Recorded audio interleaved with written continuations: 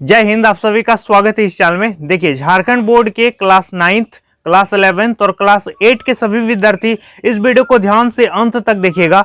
आज आप लोगों को बहुत ही जरूरी बात हम बताने वाले हैं। जैसा कि आप लोगों को पता है कि आप लोगों का रूटीन तो आ चुका है कि किस दिन से आप लोगों का एग्जाम है, और मैंने टेलीग्राम में डाल भी दिया था, तो एडमिट कार्ड भी बहुत लोगों को मिल चुका है। तो आज के इस वीडियो में आप लोगों को एक जरूरी हम जानकारी देने वाले हैं। आप लोगों का बहुत ज्यादा कमेंट आ रहा है दोस्तों कि हमारा तो तैयारी उतना नहीं है, तो हम कैसे एग्जाम में अच्छा से अच्छा स्कोर करेंगे, क्योंकि 1 जुलाई से नया सेशन स्टार्ट हो रहा है। तो कैसे तैयारी करें कि हमारा क्वेश्चन जो एग्जाम में आएगा, अभी तो टर्म 1 का आपको एडमिट कार्ड मिला है, तो अभी सिर्फ और सिर्फ ऑब्जेक्टिव एग्जाम आपका होगा, ठीक है। यानी 4 ऑप्शन रहेगा, एक ठो आपको गोल गोल कर देना है OMR शीट में।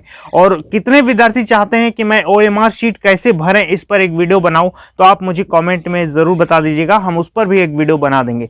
तो देखिए, मैक्सिमम जो आप लोगों का क्वेश्चन आएगा, जैसे कि 10th और 12th के विद्यार्थियों का आपने देखा कि मैट्रिक और इंटर में more than 90% question model paper से पूछा गया।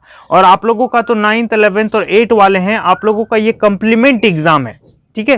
कंप्लीमेंट जानते हो ना, जो पूरक परीक्षा होता है। पूरक मतलब इसको पूरक नहीं कहेंगे।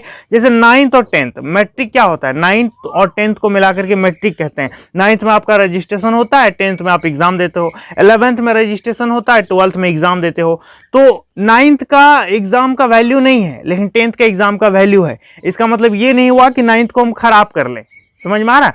तो आपको हम यही बोलना चाहेंगे कि आप लोगों का भी जो सारा का सारा क्वेश्चन है वो मॉडल पेपर से ही आएगा। इसलिए आप लोगों के पास जितना भी सेट मॉडल पेपर है, एक भी ऑब्जेक्टिव क्वेश्चन को मत छोड़ना। सारा का सारा ऑब्जेक्टिव क्वेश्चन जो है याद करके जाना। और जैसे कोई ऑब्जेक्टिव क्वेश्चन है, जैसे कि मान लेते हैं कोशिका की खोज किसने की, तो आप पढ़े बायोलॉजी में रॉबर्ट हुक ने किया, तो आप उसके बारे में थोड़ा सा और जानकारी ले लीजिए। मतलब जिस क्वेश्चन को मॉडल पेपर में रखा गया है, उस टॉपिक को आप पढ़ के जाइए एग्जाम में। समझ में आ रहा है? इससे आपका मैक्सिमम क्वेश्चन आएगा। ऐसे तो लगभग क्वेश्चन आपका मॉडल पेपर से पूछ देगा, बहुत सारा क्वेश्चन आ जाएगा। लेकिन यदि आप 100% एकदम 40 में 40 मार्क्स लाना चाहते हो, तो आपको क्या करना चाहिए कि मॉडल पेपर में जो भी क्वेश्चन है, अब जैसे मान लेते हैं हीरोन का सूत्र से कोई क्वेश्चन है मैथ में, तो आप हीरोन सूत्र को कंप्लीट करके जाइए। जैसे पूछ दिया बेलन का आयतन निकालिए, मॉडल पेपर में एक क्वेश्चन है, तो बेलन चैप्टर आपका कंप्लीट होना चाहिए। समझ में आ रहा है? मॉडल पेपर ये इंडिकेट करता है कि इस टॉपिक से हम क्वेश्चन पूछे हैं,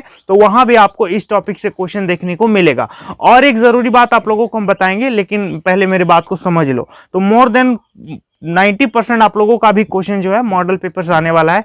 तो जितना भी सेट आपके पास मॉडल पेपर है, सारे के सारे मॉडल पेपर को आप सबसे पहले कंप्लीट करो। और दूसरा बात जो हम बताए कि जिस टॉपिक से क्वेश्चन उठाया है मॉडल पेपर में, उस टॉपिक को आप कवर करके जाओ, वहां पर क्वेश्चन आएगा।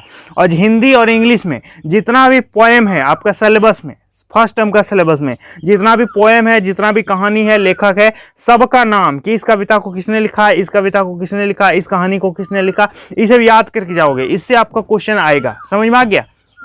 और आज कल, मतलब आज के न्यूज़पेपर में आया है, तो कल ही ये न्यूज़ हुआ होगा। तो मतलब माननीय प्रधानमंत्री श्री नरेंद्र मोदी सर ने सभी स्टेट्स को अलर्ट किया है कि कोरोना का कहर फिर से शुरू हो सकता है, और मतलब अलर्ट में रहें सभी राज्य। तो अलर्ट में रहने को राज्यों को कहा गया है। तो आप विद्यार्थी हो तो आगे कुछ भी हो सकता है क्लास सस्पेंड हो जाए, पढ़ाई ना हो, या फिर कोविड आ जाए, क्योंकि पीएम ने सजेस्ट कर दिया है सभी स्टेट्स के सीएम को। तो आपको भी अलर्ट हो जाना चाहिए। यदि आप अभी अपना 9th और 11th का रिजल्ट खराब करके रख लोगे, और बाद में भगवान ना करे यदि कुछ खराब हो गया, कोविड का मतलब प्रकोप पड़ गया, आप लोगों का एग्जाम 2021 जैसा हो गया, तो फिर तो आप सरकार नहीं देखेगी कि आपका रिजल्ट कैसा था 9th में, फिर 11th में कैसा था। हो सकता है कि 9th और 11th को मिला करके ही रिजल्ट बना दे। इसलिए किसी भी हाल में आप 9th और 11th को खराब नहीं करोगे। 9th और 11th के रिजल्ट का वैल्यू नहीं है, लेकिन इसका कब वैल्यू बन जाएगा इसका कोई गारंटी नहीं है। इसलिए इसको भी बढ़िया से करना। और 1 जुलाई से नया सेशन स्टार्ट होगा 10th और 12th का, तो आप लोग फिर तैयारी करोगे, और फिर आगे हम तो हैं ही, आप लोगों का हेल्प करेंगे। और इस बार आप लोगों को प्रिपरेशन भी कराएंगे इस चैनल पर, तो चैनल को जरूर सब्सक्राइब कर लेना। समझ में आ गया? और ज़्यादा स्ट्रेस नहीं लेना है। ये आप लोगों का 9th और 11th है, मैट्रिक इंटर नहीं है।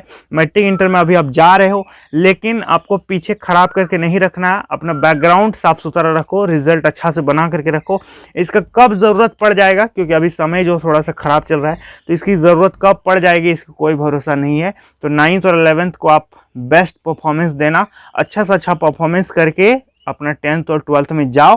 10th का 12th का एग्जाम होगा 100%, और यदि 1% चांस में यदि नहीं भी हुआ बाद में, और यदि 9th और 11th का जरूरत पड़ गया कभी भी, तो फिर ये आपका पीछे भी बल्ले बल्ले रहेगा, आपका बैकग्राउंड बढ़िया रहेगा, तो आपका आगे भी रिजल्ट अच्छा होगा। समझ में आ गया? और ज़्यादा टेंशन मत लेना, अभी जब भी एग्जाम आ रहा है आप लोग मॉडल पेपर को कंप्लीट करो। सिर्फ 2 ही काम आपको करना है, एक तो मॉडल पेपर पूरा याद कर लेना है A to Z, उसी से लगभग सभी क्वेश्चंस आएंगे। और दूसरी बात, जिस टॉपिक को मॉडल पेपर में रखा गया है उस टॉपिक को आपको पढ़ लेना है। समझ में आ गया? कोई दिक्कत? जैसे वृत्त का क्षेत्रफल है तो आप वृत्त का क्षेत्रफल पढ़ के जाओ कि त्रिज्या कैसे निकालेंगे, व्यास कैसे निकालेंगे, परिधि है तो क्षेत्रफल कैसे निकलेगा, वगैरह वगैरह। मतलब हर तरह से, हर एंगल से आप पढ़ के जाइए, आपका क्वेश्चन एक भी नहीं छूटेगा, इसका हम आपको गारंटी देते हैं। समझ में आ गया? तो चलिए दोस्तों, मिलते हैं बहुत जल्द नेक्स्ट वीडियो में, तब तक के लिए बहुत बहुत धन्यवाद।